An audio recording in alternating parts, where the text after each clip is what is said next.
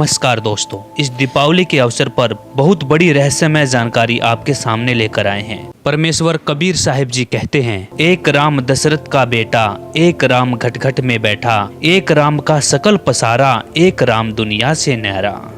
दोस्तों, आखिर कौन है वह सबसे बड़ा राम जिसकी भक्ति करने से हमें मोक्ष प्राप्त हो सकता है? क्या भगवान राम की भक्ति करने से हमें मोक्ष प्राप्त हो सकता है या नहीं? जानिए शास्त्रों के आधार पर। आखिर भगवान राम को किसके श्राप से राज्य छोड़कर वनवास जाना पड़ा तथा सीता जी को युद्ध करके घर लाने के बाद भी घर से निष्कासित करना पड़ा?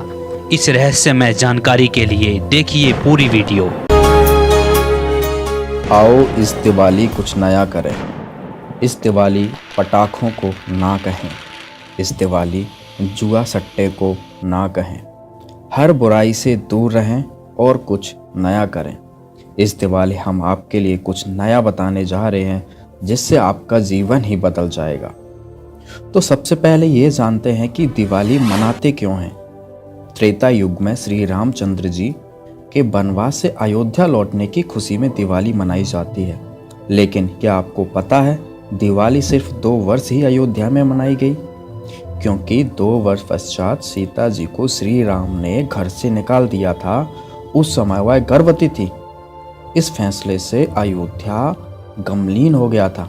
अयोध्या वासियों ने 2 वर्षों तक दीपावली और दशहरा मनाया था। उसके पश्चात बंद कर दिया था कि जिस देवी के लिए रावण मारा गया, आज वह फिर से कितने रावणों का कष्ट झेलेगी। दिवाली खुशी का प्रतीक है। जब राजा और रानी अलग अलग हो गए तो न दिवाली राजा को अच्छी लगे और न प्रजा को।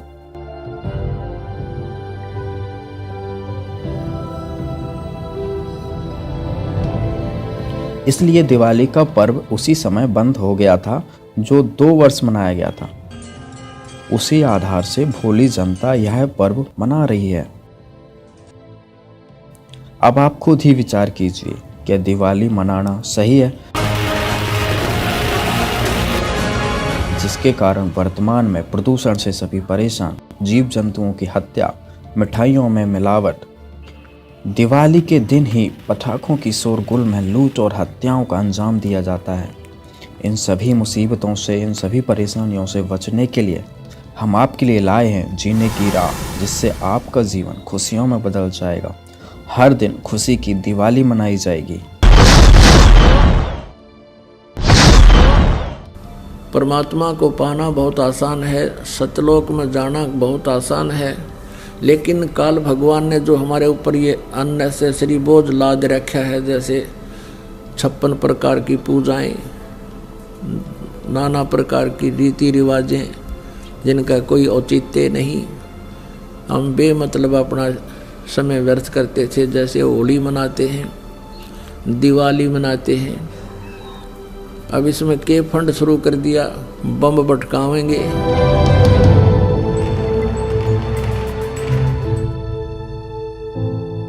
कितना प्रदूषण हो जाता है। किसी की आंख में डाला गया, आंख फूट गई, किसी के कपड़े जल गए, किसी के खेतों में पूड़ियाँ जल गई, किसी का घर में आग लग गई, और प्रदूषण निरा। और सारी रात बड़ा है बड़ कोई मरीज है, बीमार है, उसने वो परेशानी रहे। ये कोई खुशी का तरीका है? और फिर उद्देश्य क्या? बिला इस दिन भगवान श्री राम सीता ने लेकर आया था, दिवाली वाले दिन वापस आया था, और वह गई भी तो थी काटी उसने 2 साल बाद से। फिर वो क्यों ना मनाया जिस दिन वह माँ दुखी रही, सारी उम्र तंग पाई?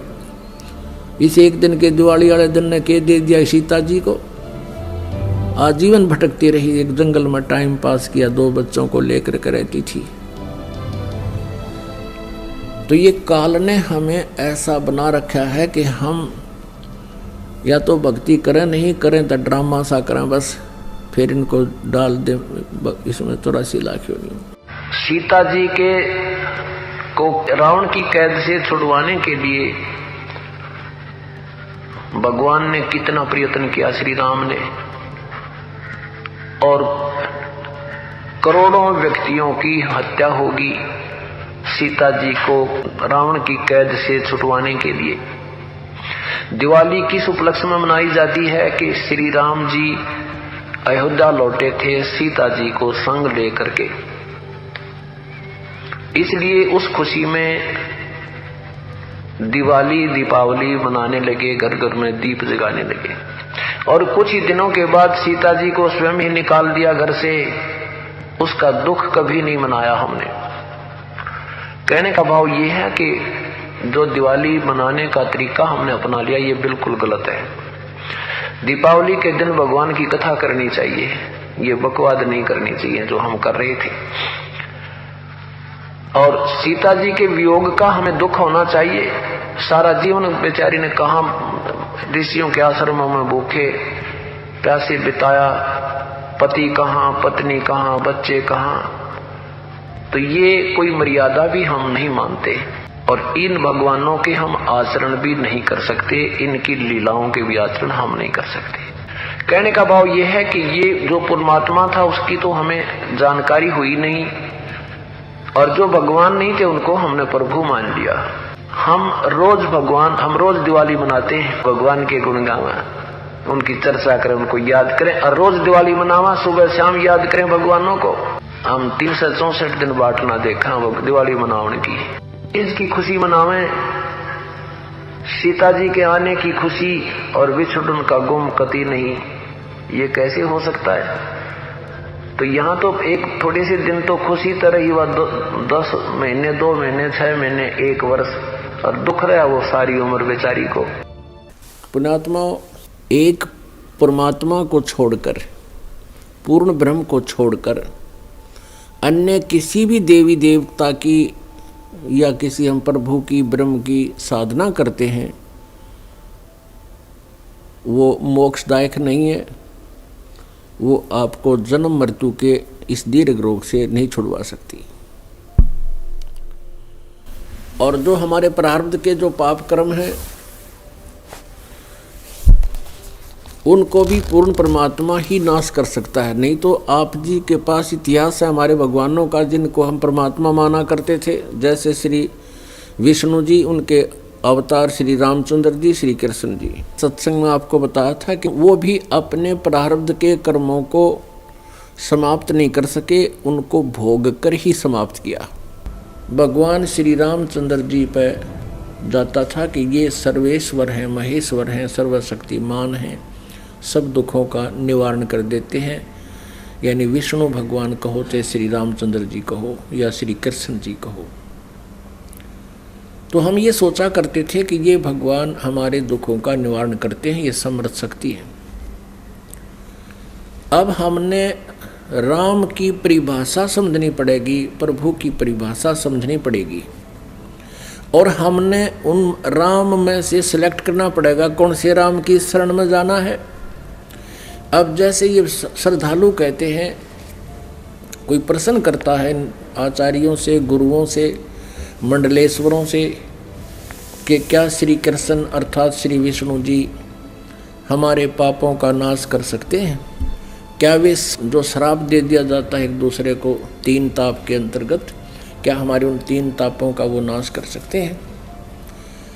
तो कहते हैं कि हाँ, भगवान श्री कृष्ण अर्थात विष्णु जी हमारे सब पापों का नाश कर देते हैं। और प्रमाण के लिए कहते हैं, गीता जी अध्याय नंबर 18 के श्लोक नंबर 66 को बोलते हैं कि सर्वधर्मान परित्यज माम एकम शरणम व्रज अहम तवा सर्व पापे भव मोक्षामि मा शुच। पहले तो उनको ये पता नहीं कि गीता जी का ज्ञान श्री कृष्ण नहीं, श्री कृष्ण में प्रवेश करके ये ब्रह्म बोल रहा है, सरपुरुष बोलता है। और व्रज का माने आना नहीं होता, जाना होता है। अब गीता ज्ञान दाता सरपुरुष है, ये ब्रह्म है, और ये परम अक्षर ब्रह्म की शरण में जाने को कहता एकम। एकम माने जिसके बराबर दूसरा ना हो, अद्वितीय। उसकी शरण में जा, उसकी शरण में जाने से फिर तू मेरे सतर की जो पूजाएं हैं मुझे छोड़ दे, ये ब्रह्म कहता है। फिर मैं तुझे यहाँ कुत्ते गधे सूअर यानी कष्ट नहीं दूंगा, मैं अपना कर्जा चुका लूंगा। तो यहाँ पुण्यात्मा विचार करने की बात है कि श्री कृष्ण जी और श्री रामचंद्र जी और श्री विष्णु जी अपने श्राप को, अपने पाप को, कर्म दंड को नहीं समाप्त कर सके, नाश नहीं कर सके। उपासकों का कैसे कर देंगे वह? जैसे श्री विष्णु जी को श्राप दिया था नारद जी ने, और ये श्राप दिया था कि नारद जी के मन में विवाह कराने की प्रेरणा होगी, और उसने देखा कि राजा की लड़की का स्वयंवर था, और उसमें लड़कियां अपनी मर्जी का पति अपनी इच्छा से सिलेक्ट करती थी, और राजा लोग बैठ जाते थे वहाँ सामने आके। नारद जी ने विवाह कराने की सोची, और फिर सोचा भी मेरा विवाह कौन करेगा, मैंने तो कचकोला कढ़ा रखा है, इतनी मोटी चोटी सिर पे, और शकल भी ठीक को ना। तो उसने सोचा कि भगवान विष्णु से उनका स्वरूप ले लेता हूँ। एकांत में जाकर टेलीफोन किया, याद किया, श्री विष्णु जी प्रकट हो गए। नारद जी ने कहा भगवान मैंने विवाह करवाना है और आप मना मत करियो, आज पहली बार आपसे कोई वस्तु मांग रहा हूँ, मुझे आप हरि रूप चाहिए, मुझे हरि रूप चाहिए, अर्थात आपका सुंदर स्वरूप मुझे दे दे। श्री विष्णु जी ने कह दिया तथास्तु। अब उसका बंदर का मुंह लग गया, बंदर का,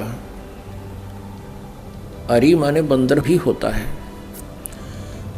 अब उसने सोचा नारद जी ने कि आज तेरे सुंदर कोई नहीं सभा में, और जाकर बैठ गया कुर्सी पर जच के। अब वह लड़की आई वरमाला लेकर, सामने देखा बालू बैठा।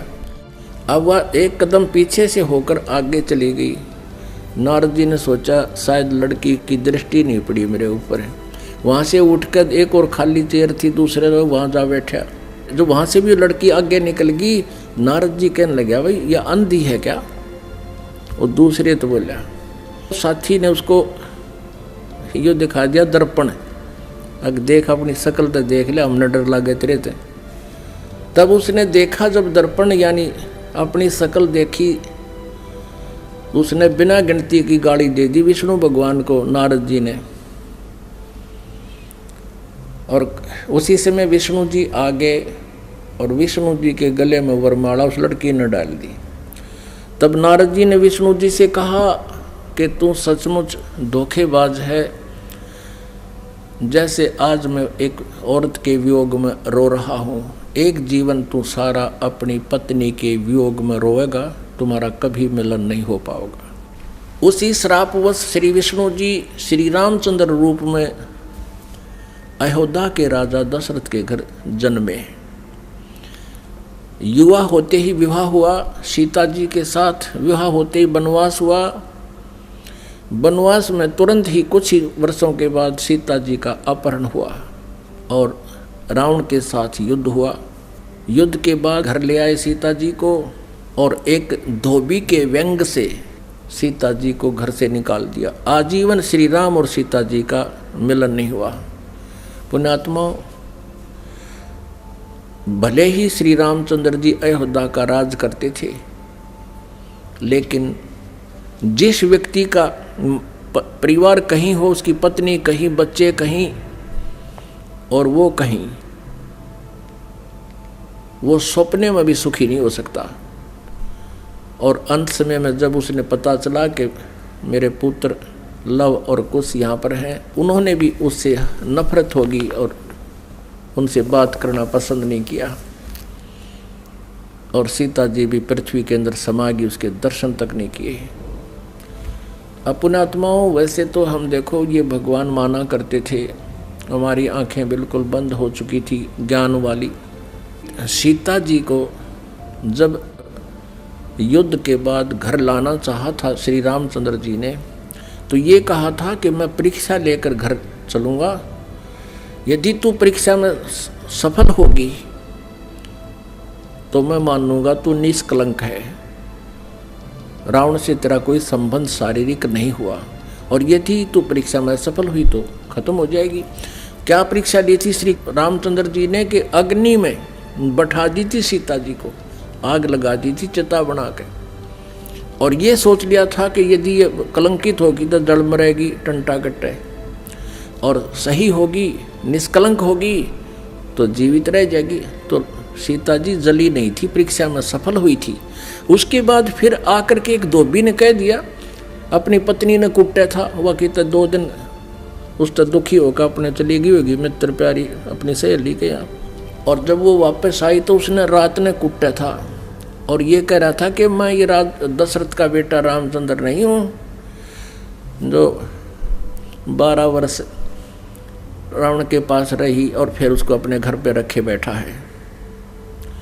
उस समय राजा लोग एक विशेष न्यायकारी होते थे, भेष बदल कर अपनी नगरी में घुमा करते थे, कोई व्यक्ति दुखी तो नहीं है। तो रामचंद्र जी ने कान ला कर सुना तेरा जिक्र कैसे हो रहा है। उसने 2-3 बार दोहराई ये बात, इस बात पर कि मैं निंदा का पात्र बन गया हूँ सीता को घर ला कर। अगले दिन सीता को निकाल दिया कि मैं दुनिया की व्यंग नहीं सुन सकता और जाइए आप, मैं नहीं रख सकता आपको, आप रावण के पास रही हो।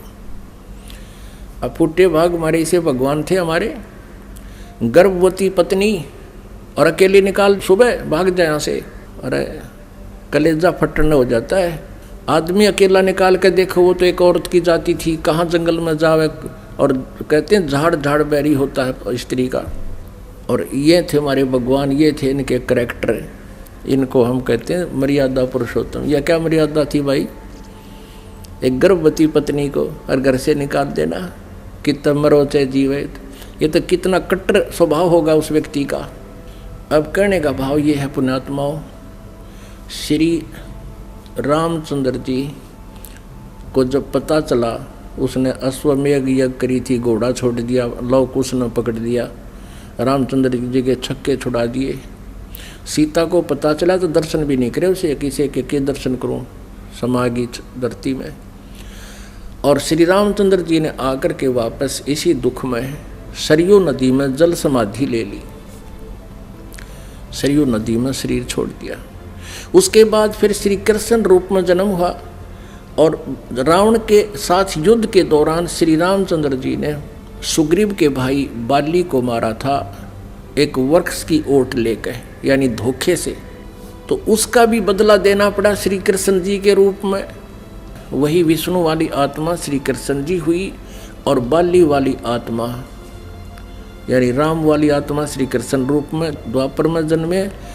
और बाली वाली आत्मा एक शिकारी बना और उसने एक विषाक्त तीर बनवा लिया और श्री कृष्ण जी के पैर में तलवे में तीर मार दिया विषाक्त, जिसके कारण उसकी मृत्यु हुई श्री कृष्ण जी की। श्री कृष्ण जी ने जब पूछा उससे, उस पारधी से, शिकारी से, शिकारी ने भगवान से कहा कि हे राजन, मेरे से गलती धोखे से आपके पैर में तीर लग गया। आपके पैर में पद्म है, ये चमक रहा था, दिन का समय झुरमट सी वृक्ष की छाई हुई थी और मैं शिकार के लिए घूम रहा था।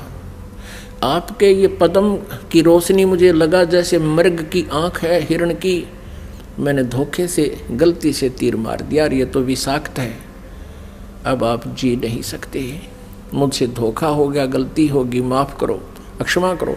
तब श्री कृष्ण जी ने कहा कि बाली, ये तेरे से धोखा नहीं हुआ, ये ऐसा ही होना था भाई, मैंने तेरे को धोखे से मारा था त्रेता युग में और आज मैं वो बदला दे चला हूँ। अब दुर्वासा जी ने श्राप दिया था यादव कुल को, श्री कृष्ण जी के कुल को श्री कृष्ण जी के समक्ष ही श्राप दे दिया था कि यादव कुल का नाश होगा। किसने? इस श्री कृष्ण जी का पुत्र प्रद्युम्न एक लड़की का स्वांग बना के पेट पर, गर्भवती लड़की का, स्त्री का स्वांग बना करके पेट पर लोहे का कड़ा बांध के ऊपर के गुजरियाँ वाले औरतों वाले कपड़े पहन के और एक नकली पति बना कर दुर्वासा के पास गए थे उसे मजाक करने के लिए। और ये पूछा था कि हे ऋषि, सुना है आप भूत भविष्य वर्तमान की सभी बता देते हो, त्रिकालदर्शी हो, बताइएगा इसके लड़का होगा या लड़की। तब दुर्वासा ने ध्यान से देखा कि तो बकवाद कर रहे हैं, कह दिया था कि इससे तुम्हारा यादव कुल का नाश होगा। और दुर्वासा के श्रापवश 56 करोड़ यादव आपस में लड़कर मर गए और श्री कृष्ण जी भी उसी कढ़ाई के तीर से मरा जो उस शिकारी ने बना रखा था लोहे से। अपने आत्मा जब श्री कृष्ण जी, श्री रामचंद्र जी और श्री विष्णु जी तीनों रूपों में वो स्वयं हैं, वो अपने भी श्राप को यानी कर्म के दंड को नाश नहीं कर सके तो श्रद्धालु के कैसे कर देंगे। एक भक्त ने प्रश्न किया कि क्या श्री कृष्ण यानी विष्णु जी में कोई शक्ति नहीं है?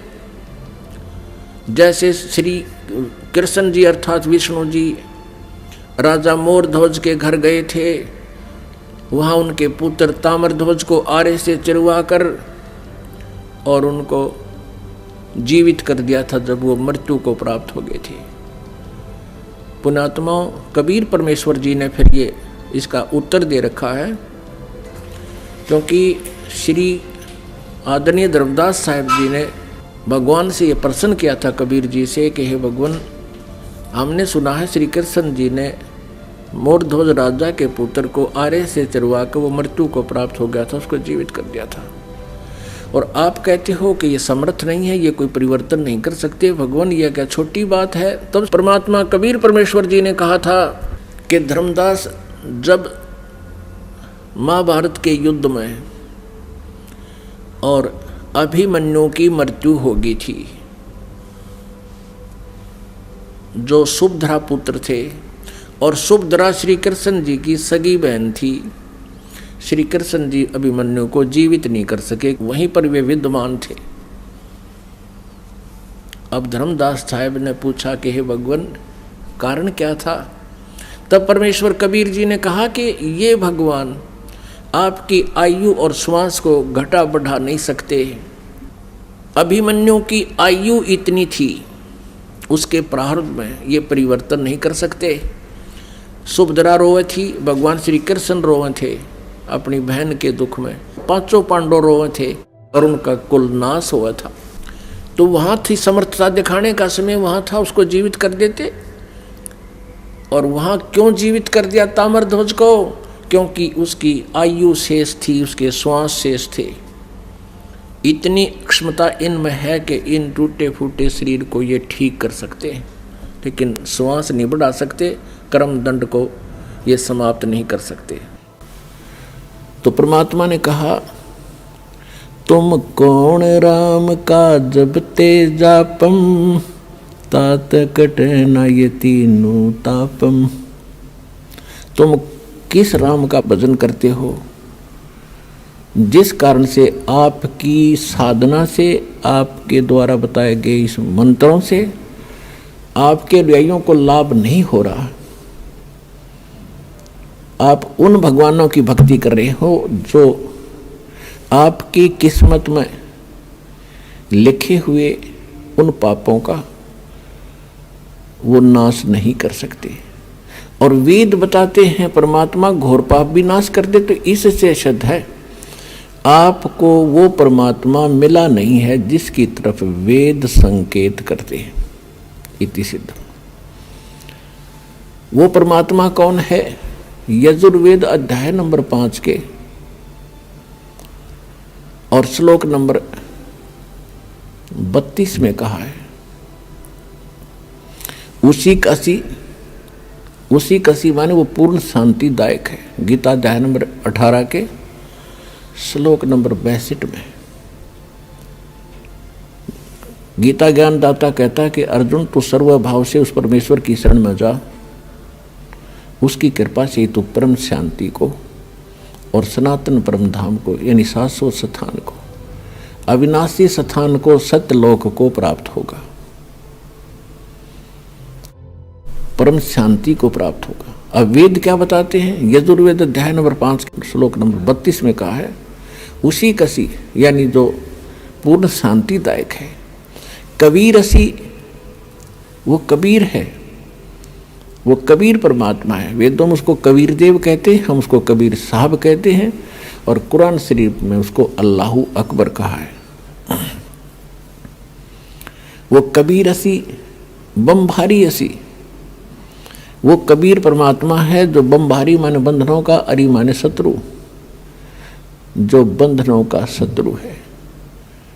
अंगारी असी जो पाप नाशक है, पापों का शत्रु। अग माने पाप, अरि माने शत्रु, जो पापों का शत्रु है, जो पाप नाशक है। और बंभारी जो कर्म बंधनों, जो हमारे, क्योंकि हम संस्कार से यहाँ फंसे हैं, हमारे संस्कार यहाँ पर हैं, तभी हम उन संस्कारों से जन्म मृत्यु में लगे हुए हैं। कभी किसी से हमारा संयोग है, किसी के हम पुत्र बन गए, किसी की पुत्री बन गए, किसी के पति बने, किसी की पत्नी बने। तो ये संस्कार हमारे जो हैं, इनके कारण हम बंद में हैं। और ये काल की बंद है, कैद है, बंदी ग्रह है। तो फिर परमात्मा खुद बताते हैं कि बंदी छोड़ हमारा नामम, अदर अमर है अस्थिर ठामम। अमर करूं सतलोक पठाऊं, ताते बंदी छोड़ कहाऊं। अमर करूं, तुम्हें यहाँ सदा के लिए सुखी कर दूंगा, जन्म मृत्यु से रहित कर दूंगा, तुम्हारे सब पापों का नाश करूंगा, सब संस्कार और बंधन यहाँ से समाप्त कर दूंगा, इसलिए मैं बंदी छोड़ कहलाता हूँ। अनंत कोट ब्रह्मांड में बंदी छोड़ कहाँ आए, सो तो एक कबीर हैं जो जननी जने नमाए। आदरणीय गरीबदास साहिब जी गांव छुरानी जिला झज्जर वाले हरियाणा वाले को परमात्मा मिले थे। 10 वर्ष की आयु थी तब उनकी। किसान के घर जन्म था, जाट जाति में, खेतों में अपना पशु चरा रहे थे, गौवें चरा रहे थे। वहाँ परमात्मा आए सतलोक से, जैसा उनके नियम में है, अच्छी आत्माओं को मिलते हैं, उनको अपने ज्ञान से परिचित कराते हैं, सतलोक ले जाते हैं। तब उनको सचमुच वो एकदम दृश्य सारे सत्य महसूस हुए और परमात्मा ने उनके अंतःकरण में वो यथार्थ ज्ञान योग उनका खोल के और वो फीड कर दिया था, यथार्थ ज्ञान उनके अंदर भर दिया था। परमात्मा के ज्ञान से, परमात्मा के से प्राप्त दिव्य दृष्टि से गरीबदास साहिब जी ने फिर बताया, अनंत कोटि ब्रह्मांड का एक रति नहीं भारे, सतगुरु पुरुष कबीर हैं ये कुल के सिरजनहार। यानी हमारे सदग्रंथ बताते हैं कबीर इज गॉड, आँखों देखा वो महापुरुष बताते हैं Kabir is God. Who Kabir, वो कौन कबीर? अनंत कोट ब्रह्मांड का एक रति नहीं भारे, सतगुरु पुरुष कबीर हैं ये कुल के सिरजनहारे। हम सुल्तानी नानक तारे, दादू को उपदेश दिया, जात जुलाहा भेद न पाया, वो काशी माहे कबीर हुआ। अब स्पष्ट भी कर दिया कि हु कबीर, जो काशी में जाति जुलाहा धानक रूप में रहा करते थे, वो है वो भगवान सिरजनहार। गरीबदास साहिब जी कह रहे हैं कि मुझे और इब्राहिम सुल्तान अधम, एक मुसलमान राजा था इराक देश का, उसको और आदरणीय दादू साहिब जी को, आदरणीय नानक साहिब जी को हम सुल्तानी नानक तारे और दादू को उपदेश दिया, जात चुलाहा भेद नहीं पाया, वो काशी माहे कबीर हुआ। अब स्पष्ट कर रहे हैं गरीबदास साहिब जी कि मुझे पार किया, दादू साहिब जी को पार किया, नानक जी को पार किया। अब दादू साहिब जी को परमात्मा ऐसे ही मिले थे जैसे गरीबदास साहिब जी को मिले थे। उन्होंने कहा था, जिन मुझको निज नाम दिया सोए सतगुरु हमार, दादू दूसरा कोई नहीं ये कबीर सिरजनहार। दोस्तों, आप भी अपने घरों में रोज खुशियों के दीप जलाना चाहते हैं तो आज ही विजिट करें हमारी वेबसाइट www.jagatgururampalji.org और डाउनलोड करें निःशुल्क पुस्तक जीने की राह। जीने की राह पुस्तक आप फ्री SMS द्वारा भी मंगा सकते हैं। निःशुल्क पुस्तक मंगाने के लिए व्हाट्सएप या SMS करें हमारे निम्नलिखित नंबरों पर। और संत रामपाल जी महाराज के मंगलमय प्रवचन देखिए इन चैनलों पर।